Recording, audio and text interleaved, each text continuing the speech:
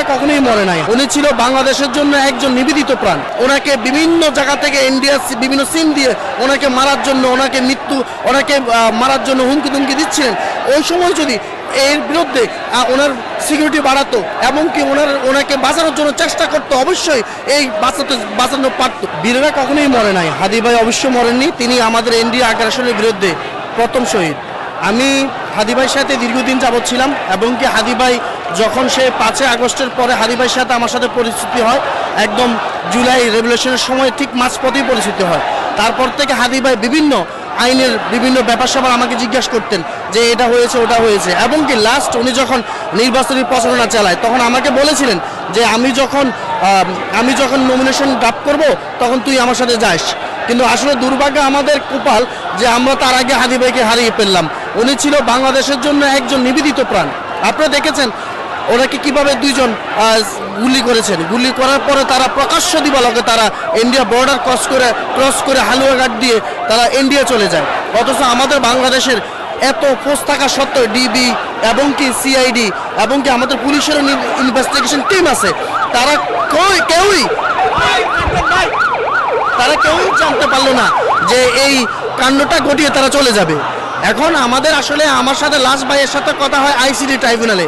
আমরা আইসিডি ট্রাইব্যুনালে গিয়েছিলাম, ওখানে ভাইয়ের সাথে কথা হয়েছে। ভাই বললো যে বিভিন্ন মামলা সাজা কম হয়েছে, আমরা ওটা আপিল করব রাষ্ট্রপক্ষের সাথে, তুমি আমার সাথে থাকবে, আমি অবশ্যই লিয়াজু করব এবং তুমি থেকে আমি তো বুঝি না, তুমি আমাকে একটু বুঝিয়ে দিবে।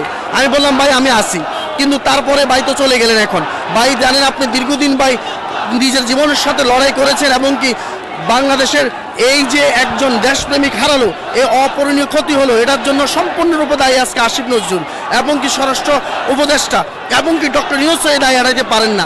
তারা যদি এবং সিএসি তারা যদি ওনার নিরাপত্তা দিতেন, উনি বারবারই বলেছেন শেখ হাসিনার যখন রায় দেওয়া হয় তার আগের থেকে ইন্ডিয়া ওনাকে বিভিন্ন জায়গা থেকে ইন্ডিয়া বিভিন্ন সিম দিয়ে ওনাকে মারার জন্য, মারার জন্য হুমকি তুমকি দিচ্ছিলেন। ওই সময় যদি এর বিরুদ্ধে ওনার সিকিউরিটি বাড়াতো এবং কি ওনাকে বাঁচানোর জন্য চেষ্টা করতো, অবশ্যই এই বাঁচানো পারতো। কিন্তু আপনারা দেখেন 24 ঘন্টার ভিতরে যে জায়গায় আসামিদেরকে গ্রেপ্তার করার কথা ছিল সে জায়গায় গ্রেপ্তার তো করতেই পারেননি। উল্টো আসিফ নজরুলের মতো লোকেরা সে তার শাশুড়িকে সিকিউরিটি দেওয়ার জন্য ব্যস্ত, যে শাওন এই সব জুলাই যোদ্ধাদের বিরুদ্ধে প্রতিনিয়ত কথা বলে যাচ্ছে। আমরা যে স্বরাষ্ট্রমন্ত্রী এবং আসিফ নজরুলের আমরা পদত্যাগ কামনা করছি, উনি পদত্যাগ করবেন এবং এনডিএর সাথে আমাদের যত রিলেশন আছে বা যত সম্পর্ক এখন পর্যন্ত আছে, আমদানি রপ্তানি যেটাই হোক না কেন, আমরা সকল জিনিস আমরা এখন থেকে বন্ধ চাই। আমরা আরো কঠোর